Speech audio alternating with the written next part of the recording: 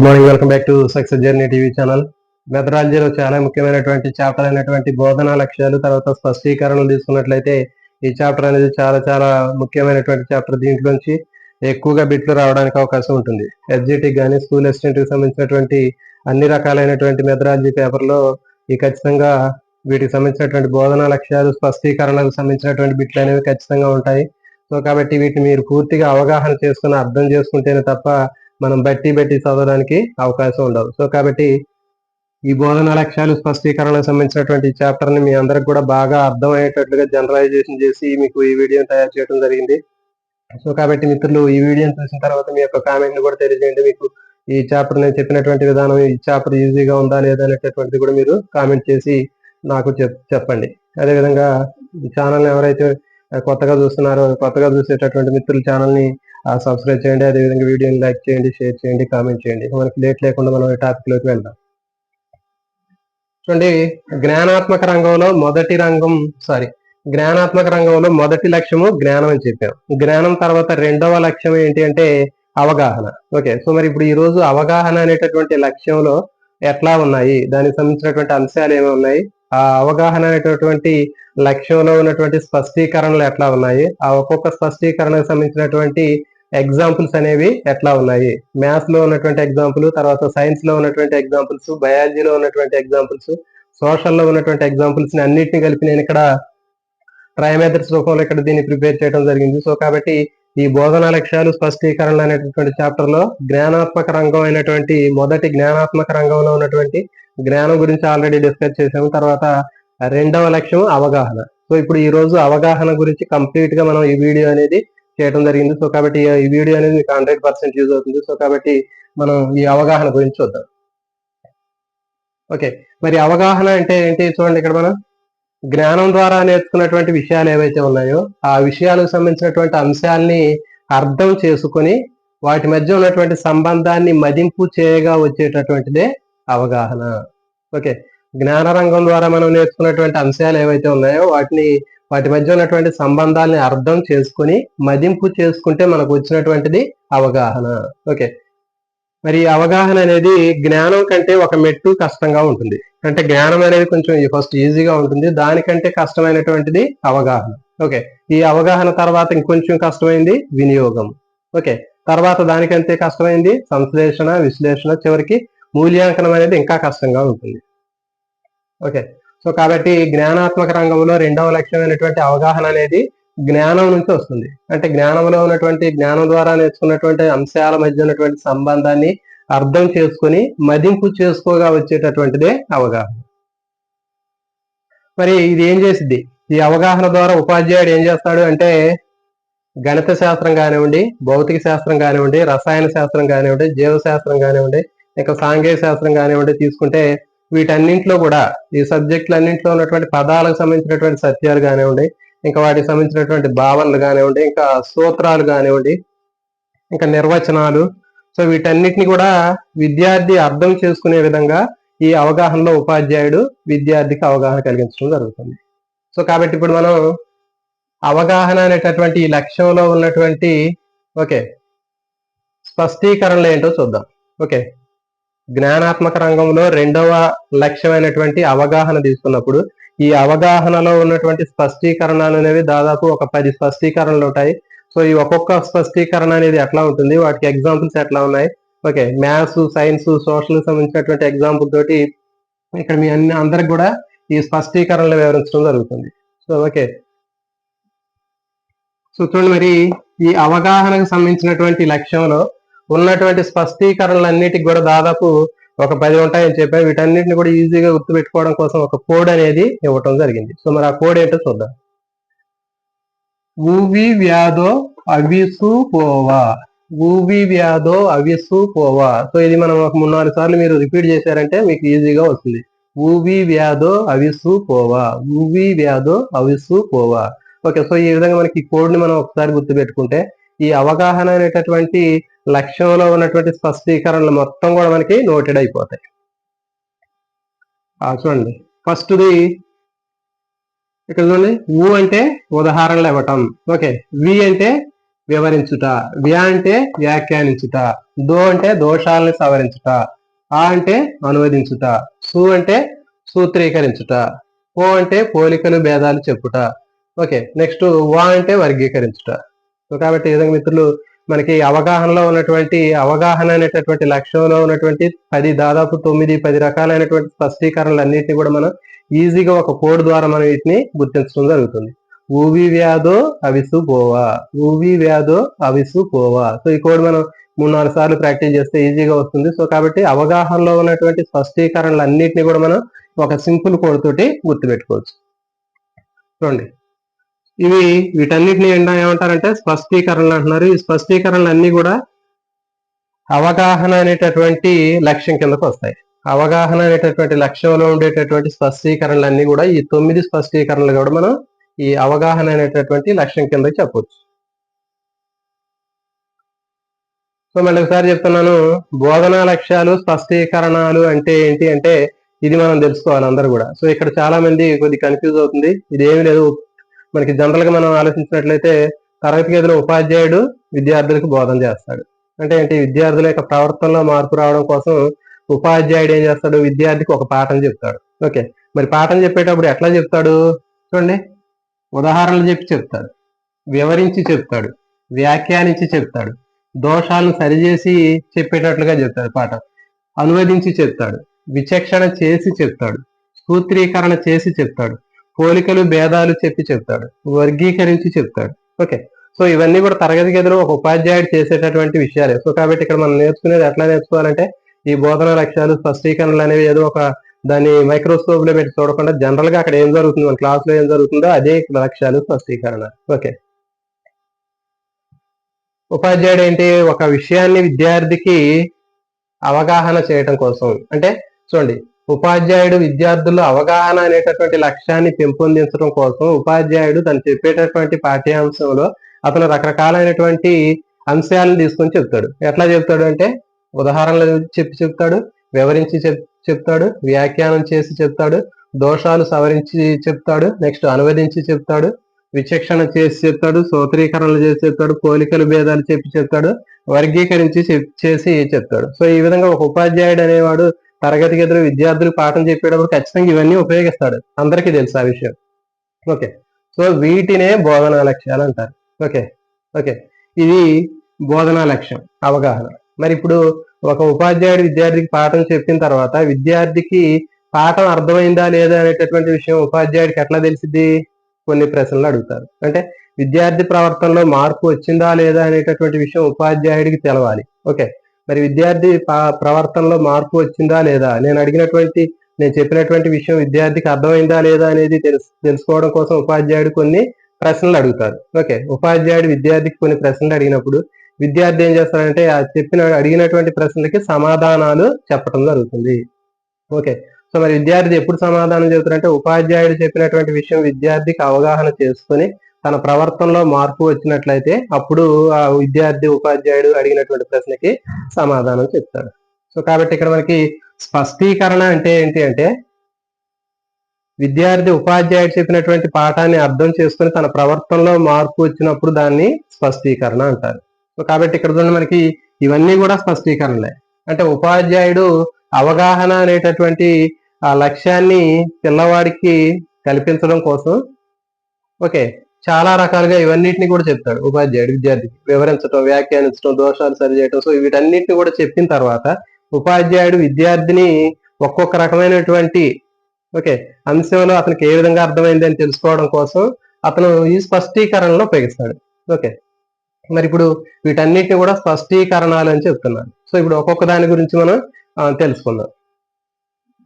చూడండి, ఫస్ట్ ఉదాహరించడం అని చెప్పాం. ఓకే, ఉదాహరణలు ఇవ్వటం, తర్వాత వివరించడం, వ్యాఖ్యానించడం, వీటిలో ఈ ఆర్డర్ ప్రకారం మనం ఇక్కడ చెప్పాలి. ఎందుకంటే వీటిలో చాలా ముఖ్యమైనటువంటి వాటిని మనం ముందు డిస్కస్ చేసుకుందాం, తర్వాత వీటిలో జనరల్ గా ఉండేటటువంటి వాటిని తర్వాత డిస్కస్ చేసుకుందాం.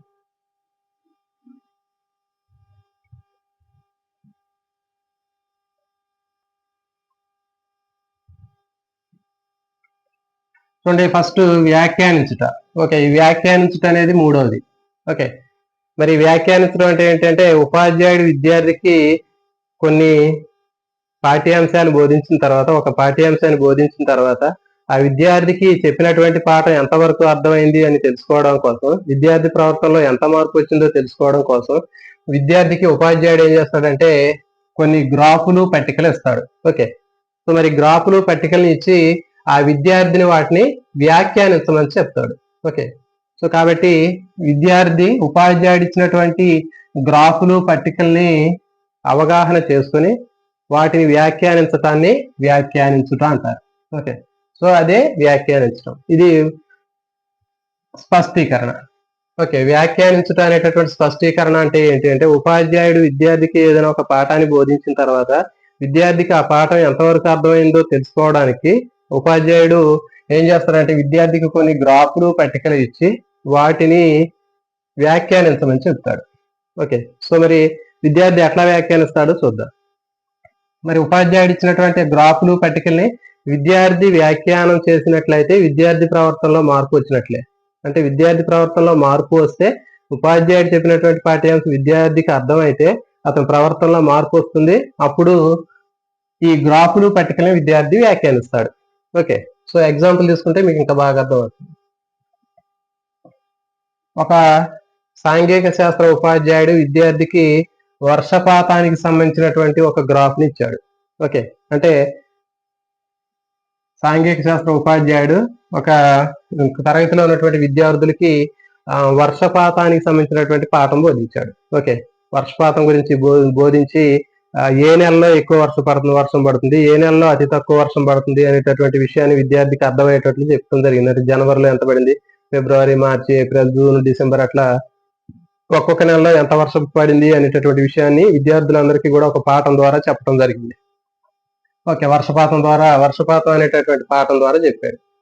మరి ఆ ఉపాధ్యాయుడు విద్యార్థుల్లో వచ్చినటువంటి ప్రవర్తన మార్పు వచ్చిందా లేదా, అంటే తాను చెప్పినటువంటి పాఠ్యాంశం విద్యార్థికి అర్థమైందా లేదా అనేటటువంటి విషయాన్ని తెలుసుకోవడం కోసం ఆ ఉపాధ్యాయుడు ఏం చేశాడంటే విద్యార్థికి వర్షపాతము గ్రాఫ్ ని ఇవ్వటం జరిగింది. వర్షపాతానికి సంబంధించినటువంటి ఒక గ్రాఫ్ ని ఇచ్చాడు. ఆ గ్రాఫ్ లో ఏముందంటే మనకి చూడండి, సో ఇట్లా నెలలు వరుసగా జనవరి, ఫిబ్రవరి, మార్చి, ఏప్రిల్ అట్లా డిసెంబర్ వరకు నెలలు ఉన్నాయి. ఇటు పక్కన ఓకే దీని మీద మనకి ఎంత వర్షం పడింది అనేటటువంటిది ఉంది. సో ఈ గ్రాఫ్ ని ఆ విద్యార్థికి ఏమని అడిగాడంటే ఉపాధ్యాయుడు ఈ పడినటువంటి వర్షపాతాన్ని గ్రాఫ్ ద్వారా అర్థం చేసుకుని చెప్పమని చెప్పాడు. సో అప్పుడు ఆ విద్యార్థి ఏం చేశాడంటే గ్రాఫ్ ని అర్థం చేసుకొని అవగాహన చేసుకొని ఏ నెలలో ఎంత వర్షం పడింది అనేది విద్యార్థి వ్యాఖ్యానించడం జరిగింది. ఓకే, సో మరి ఆ విద్యార్థి వ్యాఖ్యానించాలి అంటే ఏ నెలలో ఎక్కువ వర్షం పడింది, ఏ నెలలో తక్కువ వర్షం పడింది అనే విషయం విద్యార్థికి తెలవాలంటే ముందు ఉపాధ్యాయుడు చెప్పినటువంటి అంశం అనేది అవగాహన ఉండాలి.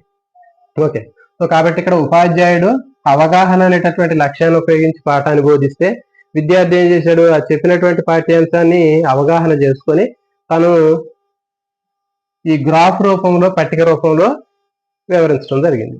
సో దీన్ని గ్రాఫులు పట్టికల్ని వ్యాఖ్యానించడం అని చెప్తారు. సో కాబట్టి వర్షం అనేది ఏ నెలలో ఎక్కువ పడుతుంది అనేటటువంటి విషయం విద్యార్థికి అర్థమవుతుంది.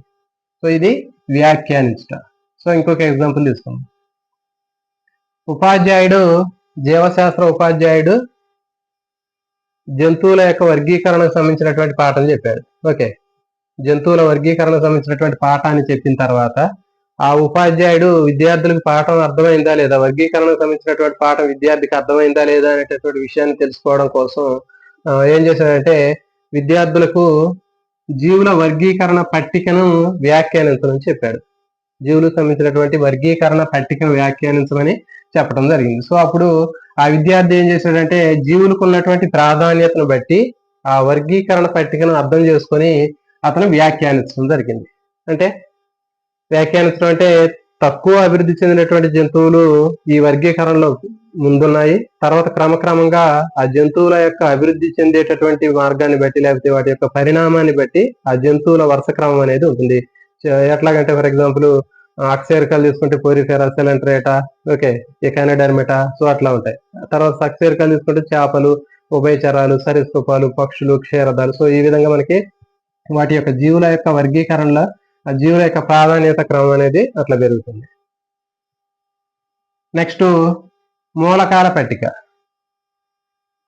భౌతిక రసాయన శాస్త్రానికి సంబంధించినటువంటి ఒక ఉపాధ్యాయుడు విద్యార్థులకి మూలకాల గురించి వివరించడం జరిగింది. మూలకాల పాఠాన్ని చెప్పడం జరిగింది. చెప్పిన తర్వాత మరి విద్యార్థుల్లో ఆ చెప్పినటువంటి పాఠ్యాంశం ఎంతవరకు అర్థమైంది, వాళ్ళ ప్రవర్తనలో ఎంతవరకు మార్పు వచ్చింది అనే విషయాన్ని తెలుసుకోవడం కోసం ఉపాధ్యాయుడు ఏం చేశాడంటే వీళ్ళకి ఒక పట్టికని ఇచ్చాడు.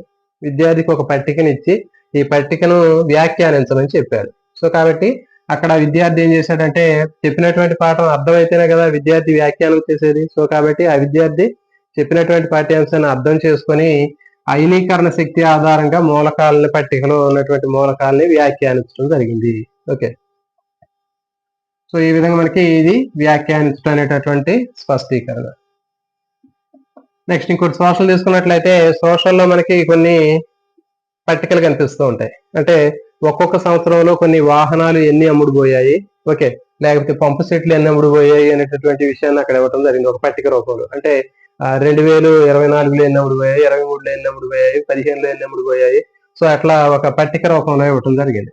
అంటే ఉపాధ్యాయుడు విద్యార్థికి ఒక ఈ వస్తువులకు సంబంధించినటువంటి పాఠాన్ని చెప్పిన తర్వాత ఆ విద్యార్థికి పాఠం ఎంతవరకు అర్థమైంది అనేటటువంటి విషయాన్ని తెలుసుకోవడం కోసం ఉపాధ్యాయుడు విద్యార్థిని సంవత్సరాలని ఆధారంగా, సంవత్సరము తర్వాత పంపు సెట్లను ఆధారంగా చేసుకుని ఇచ్చినటువంటి పట్టికను వ్యాఖ్యానించమని చెప్పినప్పుడు ఆ విద్యార్థి ఒక్కొక్క సంవత్సరంలో అమ్ముడైనటువంటి పంపు సెట్లను అర్థం చేసుకొని ఏ సంవత్సరంలో ఎక్కువ పంపు సెట్లు అమ్ముడయ్యాయి అనేటటువంటి దాన్ని అతను వ్యాఖ్యానించాడు.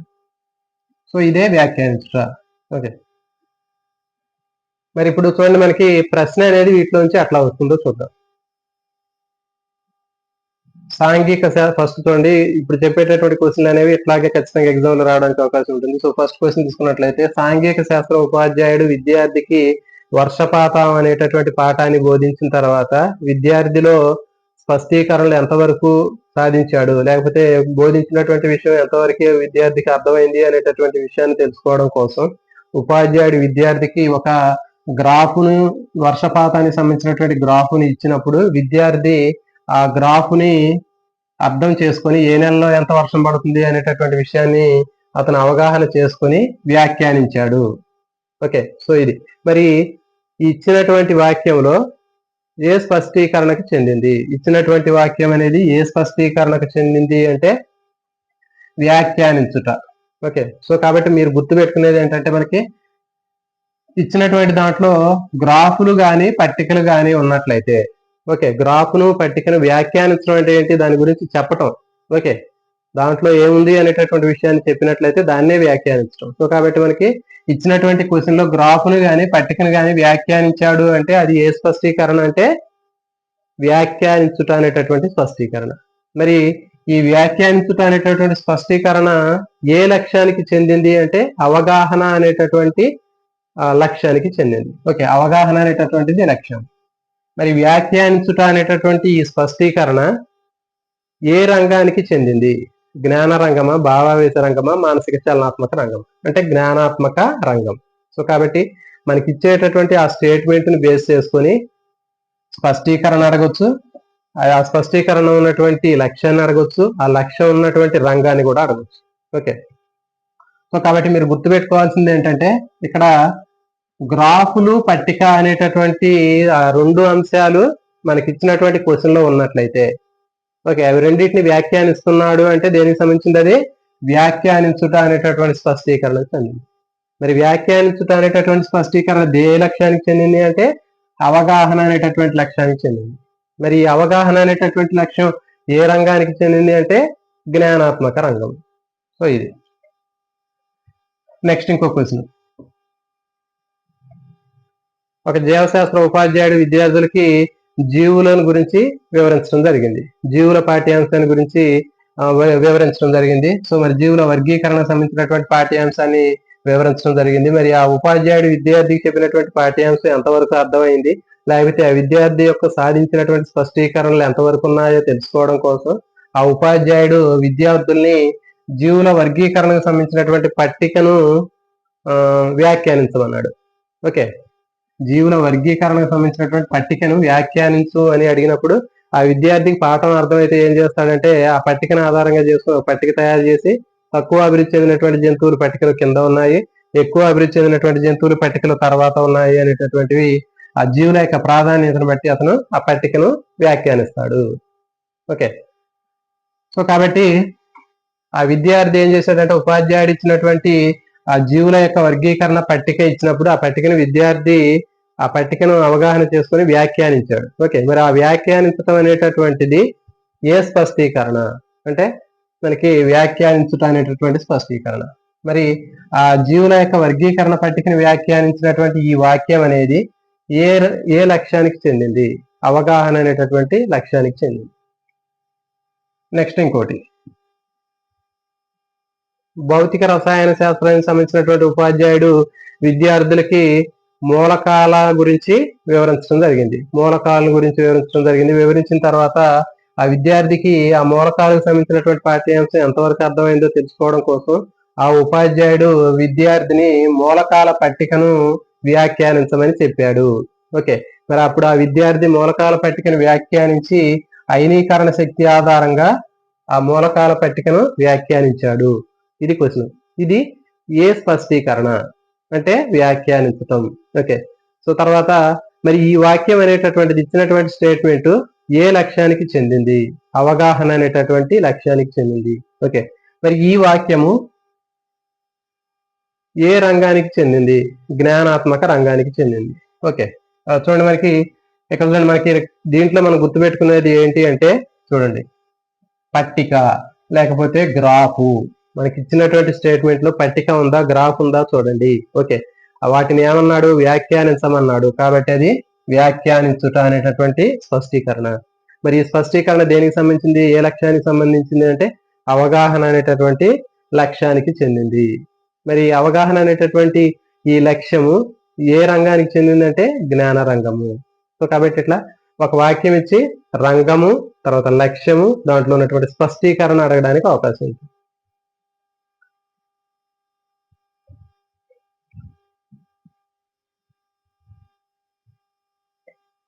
నెక్స్ట్ దోషాలు సరిచేయుట.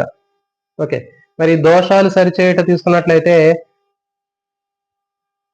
ఉపాధ్యాయుడు ఏం చేస్తాడు?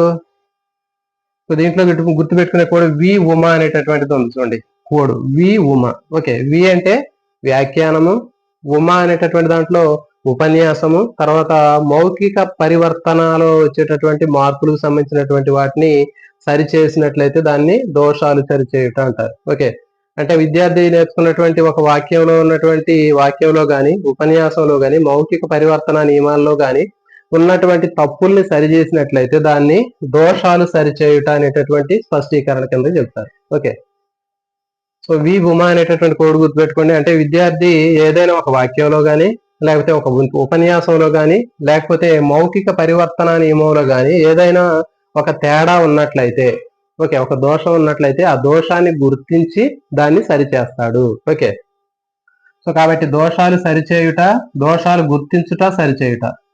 ఇది గుర్తించుట కూడా వచ్చింది. ఓకే, దోషాలు గుర్తించడం లేకపోతే దోషాలను సరిచేయటం అనేటటువంటి స్పష్టీకరణ ఏ లక్ష్యానికి చెందింది అంటే అవగాహన అనేటటువంటి లక్ష్యానికి చెందింది. ఓకే, సో మరి వీటికి ఎగ్జాంపుల్స్ ఇప్పుడు మనం చూద్దాం.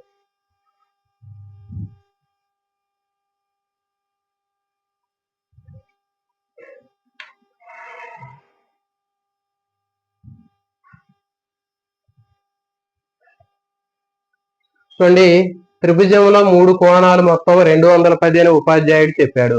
ఓకే, ఒక గణిత ఉపాధ్యాయుడు విద్యార్థికి త్రిభుజంలో 3 కోణాలు మొత్తం 210 అని చెప్పినప్పుడు విద్యార్థి ఏం చేశాడు? ఉపాధ్యాయుడు చెప్పినటువంటి ఆ వాక్యాన్ని అర్థం చేసుకొని త్రిభుజంలో 3 కోణాల మొత్తం 210 తప్పు అని చెప్పాడు. ఓకే, సో కాబట్టి ఇక్కడ ఏం చేశాడు? దోషాన్ని గుర్తించాడు కదా. సో కాబట్టి ఇది దోషాలను సరిచేయటం అనేటటువంటి స్పష్టీకరణ. మళ్ళీ ఏం చెప్పాడు? మరి త్రిభుజంలో 3 కోణాలు మొత్తం 210 కాదు 180 అని చెప్పాడు అని సరిచేశాడు. సో కాబట్టి ఇది స్పష్టీకరణ. ఓకే, సో కాబట్టి దోషాలు సరిచేయుట, దోషాన్ని గుర్తించడం కూడా అవగాహనలో ఉన్నటువంటి స్పష్టీకరణ. సో దీనికి మనకి ఉపాధ్యాయుడు మీరు క్వశ్చన్ తీసుకున్నట్లయితే ఏం చెప్పాడు? ఒక ఉపాధ్యాయుడు, గణిత ఉపాధ్యాయుడు ఒక విద్యార్థిని 3 కోణాల మొత్తం 210 ఉపాధ్యాయుడు చెప్పి చెప్పడం జరిగింది. మరి అప్పుడు ఆ విద్యార్థి ఏం చెప్పాడు అంటే ఆ ఉపాధ్యాయుడు చెప్పినటువంటి ఆ వాక్యంలో తప్పుని గుర్తించాడు. తప్పుని గుర్తించి ఆ తప్పుని సరిచేశాడు. ఏ విధంగా సరిచేశాడు? త్రిభుజంలో 3 కోణాలు మొత్తం 210 కాదు 180 అని చెప్పటం జరిగింది అని సరిచేశాడు. సో కాబట్టి ఈ వాక్యం ఏమిటి అని అడుగుతారు. ఓకే, ఈ వాక్యము ఏ స్పష్టీకరణకు చెందింది అంటే దోషాలను గుర్తించి సరిచేయుట.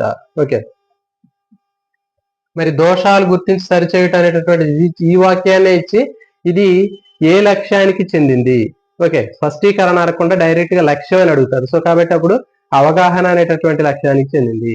ఓకే, మరి ఒక విద్యార్థి త్రిభుజంలో 3 కోణాలు మొత్తం 210 కాదు తప్పు అని చెప్పి అది 180 అని సరిచేశాడు. ఈ వాక్యము ఏ రంగానికి చెందింది అంటే జ్ఞానాత్మక రంగానికి చెందింది. ఏ లక్ష్యానికి చెందింది? అవగాహనకు చెందింది. ఏ స్పష్టీకరణకు చెందింది? దోషాలను సరిచేయుట.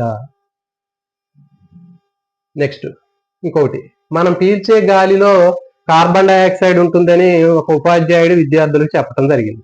సో కానీ మరి ఆ విద్యార్థి ఏం చేశాడంటే ఉపాధ్యాయుడు చెప్పినటువంటి వాక్యంలో ఉన్నటువంటి దోషాన్ని గుర్తించాడు. గుర్తించి మనం పీల్చేటటువంటి గాలి కార్బన్ డైఆక్సైడ్ కాదు ఆక్సిజన్ అని చెప్పాడు.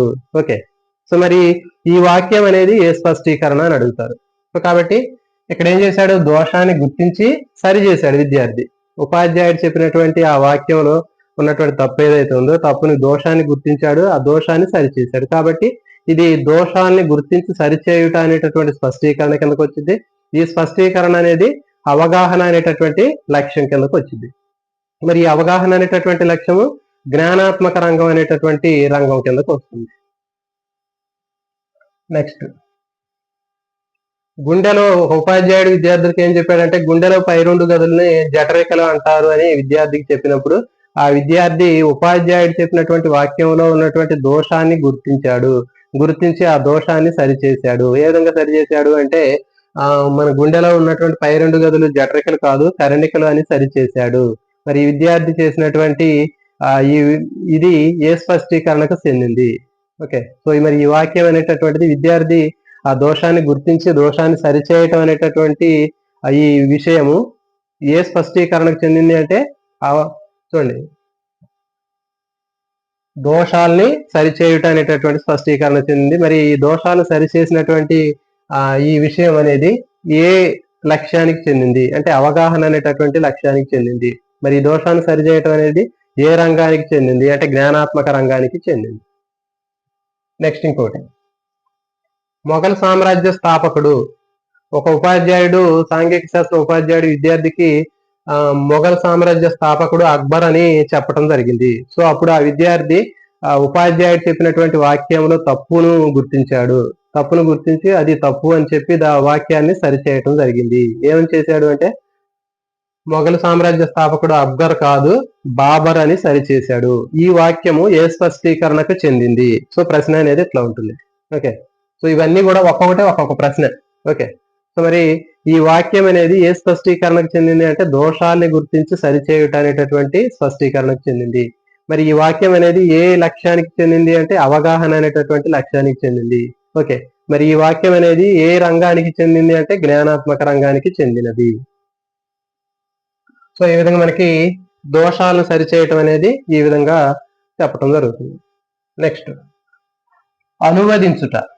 ఓకే, అనువదించుట అనేటటువంటిది మనకి 5వది. ఓకే, జ్ఞానాత్మక రంగంలో ఉన్నటువంటి రెండవ లక్ష్యం అయినటువంటి అవగాహన అనేటటువంటి ఆ లక్ష్యంలో ఉన్నటువంటి స్పష్టీకరణలో 5వ స్పష్టీకరణ అనువదించటం. మరి ఈ అనువదించడం అనేది తీసుకున్నట్లయితే ఏం చేస్తాడు? ఒక ఉపాధ్యాయుడు విద్యార్థికి ఏదైనా ఒక పాఠ్యాంశాన్ని బోధించినప్పుడు, ఓకే, అది ఎవరైనా కావచ్చు, ఒక భౌతిక శాస్త్ర ఉపాధ్యాయుడు, గణిత శాస్త్ర ఉపాధ్యాయుడు, జీవశాస్త్ర ఉపాధ్యాయుడు, సాంఘిక శాస్త్ర ఉపాధ్యాయుడు విద్యార్థికి ఒక పాఠ్యాంశాన్ని బోధించిన తర్వాత విద్యార్థికి చెప్పినటువంటి పాఠ్యాంశం ఎంతవరకు అర్థమైందో తెలుసుకోవడం కోసం, విద్యార్థి ప్రవర్తనలో ఎంత మార్పు వచ్చిందో తెలుసుకోవడం కోసం ఆ ఉపాధ్యాయుడు విద్యార్థిని ఏమని అడిగాడు అంటే చెప్పినటువంటి శాబ్దిక అంశాలు ఇచ్చి ఆ శాబ్దిక అంశాలని సాంకేతిక రూపంలోకి మార్చమని అడిగాడు ఉపాధ్యాయుడు. సో అప్పుడు ఆ విద్యార్థి ఆ ఉపాధ్యాయుడు చెప్పినటువంటి ఆ శాబ్దిక అంశాల నుంచి సాంకేతిక అంశాల రూపంలోకి మార్చాడు. మరి ఇచ్చినటువంటి ఈ మార్చినటువంటి ఈ అంశం అనేటటువంటిది లేకపోతే ఈ వాక్యం అనేది ఏ స్పష్టీకరణకు చెందింది అంటే అనువదించుట. ఓకే, తర్వాత మరి అనువదించడం అనేటటువంటిది ఏ లక్ష్యానికి చెందింది అంటే అవగాహన అనేటటువంటి లక్ష్యానికి చెందింది. ఓకే, నెక్స్ట్ మరి ఈ అవగాహన అనేది ఏ రంగానికి చెందింది అంటే జ్ఞానాత్మక రంగానికి చెందింది. ఇంకా ఎగ్జాంపుల్ తీసుకుంటే మీకు బాగా ఈజీగా అర్థమవుతుంది. చూడండి, ఈ అనువదించడంలో శాబ్దిక అంశాల నుంచి సాంకేతిక రూపంలో మార్చడం కానీ లేకపోతే సాంకేతిక రూపంలో ఉన్నటువంటి వాటిని శాబ్దిక అంశాల రూపంలో కానీ మార్చడం జరుగుతుంది. వాటిని ఏమంటారంటే అనువదించడం అంటారు. ఓకే, సో ఒక ఉపాధ్యాయుడు, ఒక రసాయన శాస్త్ర ఉపాధ్యాయుడు విద్యార్థికి ఏం చెప్పాడంటే హైడ్రోజన్ ఆక్సిజన్ల కలయిక వల్ల నీరు ఏర్పడుతుంది అని ఉపాధ్యాయుడు విద్యార్థికి చెప్పాడు. అప్పుడు ఆ విద్యార్థి ఉపాధ్యాయుడు చెప్పినటువంటి ఆ శాబ్దిక అంశాలని సాంకేతిక అంశం రూపంలోకి మార్చడం జరిగింది. అది ఏమని మార్చాడంటే 2H2 + 2O2 gives 2H2 అని చెప్పాడు. అంటే ఇక్కడ ఉపాధ్యాయుడు చెప్పినటువంటిది శాబ్దిక అంశం. ఉపాధ్యాయుడు చెప్పినటువంటి శాబ్దిక అంశాన్ని విద్యార్థి ఏం చేశాడు, వాటిని సాంకేతిక రూపంలోకి మార్చాడు. సో మరి అట్లా మార్చినప్పుడు అది ఏ స్పష్టీకరణ అంటే అది అనువదించుట అనేటటువంటి స్పష్టీకరణ. మరి ఈ వాక్యం అనేది ఏ లక్ష్యం అని అడుగుతారు. ఓకే, హైడ్రోజన్ ఆక్సిజన్ కలయిక వల్ల నీరు ఏర్పడుతుందని ఉపాధ్యాయుడు చెప్పినప్పుడు విద్యార్థి వాటిని 2H2 + 2O2 gives 2H2 అని విద్యార్థి చెప్పినాడు. ఓకే, ఆ విద్యార్థి చెప్పినటువంటి ఈ వాక్యం అనేటటువంటిది ఏ లక్ష్యము అంటే అవగాహన అనేటటువంటి లక్ష్యము. ఏ స్పష్టీకరణ అంటే అనువదించుట అనేటటువంటి స్పష్టీకరణ. ఓకే, రంగం అంటే జ్ఞానాత్మక రంగం. నెక్స్ట్ ఇంకొకటి, ఒక భౌతిక రసాయన శాస్త్ర ఉపాధ్యాయుడు విద్యార్థులకు చలువరాతి మొక్కలను వేడి చేస్తే పొడి సున్నము కార్బన్ డైఆక్సైడ్ వెలువడుతుంది అనే విషయాన్ని విద్యార్థికి అర్థమయ్యేటట్లు వివరించాడు. తర్వాత మరి అప్పుడు ఆ విద్యార్థి ఏం చేశాడంటే ఈ ఉపాధ్యాయుడు చెప్పినటువంటి ఈ శాబ్దిక అంశాలని సాంకేతిక రూపంలోకి మార్చమన్నాడు ఉపాధ్యాయుడు. సో ఓకే, సో కాబట్టి ఉపాధ్యాయుడు చెప్పినటువంటి వాక్యాన్ని విద్యార్థి శాబ్దిక అంశాల నుంచి సాంకేతిక అంశం రూపంలోకి మార్చడం జరిగింది. Calcium carbonate gives calcium oxide plus carbon dioxide. Okay, so ఈ విధంగా చలువరాతి మొక్కను వేడి చేసినప్పుడు పొడి సున్నము కార్బన్ డైఆక్సైడ్ వస్తుందని ఉపాధ్యాయుడు చెప్పినటువంటి వాక్యాన్ని విద్యార్థి సాంకేతిక అంశంలోకి మార్చాడు. మరి ఇది ఏ స్పష్టీకరణ అని అడుగుతారు. అప్పుడు అది అనువదించుట అనేటటువంటి స్పష్టీకరణ. ఓకే, నెక్స్ట్ మరి ఈ అనువదించడం అనేటటువంటిది ఏ లక్ష్యానికి చెందింది అంటే అవగాహన అనేటటువంటి లక్ష్యానికి చెందింది. ఏ స్పష్టీకరణ అంటే జ్ఞానాత్మక రంగం అనేటటువంటి రంగానికి చెందింది. నెక్స్ట్ ఒక గణిత ఉపాధ్యాయుడు విద్యార్థికి రోమన్ నెంబర్ల గురించి చెప్పిన తర్వాత ఈ ఉపాధ్యాయుడు విద్యార్థిని ఒక రోమన్ నెంబర్ ఇచ్చి దాన్ని సాంకేతికంగా ఉన్నటువంటి నెంబర్ నుంచి శాబ్దిక రూపంలోకి మార్చమని చెప్పాడు. శాబ్దిక అంశంలోకి మార్చమన్నప్పుడు ఆ విద్యార్థి ఉపాధ్యాయుడు ఇచ్చినటువంటి నంబర్ను సాంకేతిక రూపం నుంచి శాబ్దిక అంశం రూపంలోకి మార్చాడు.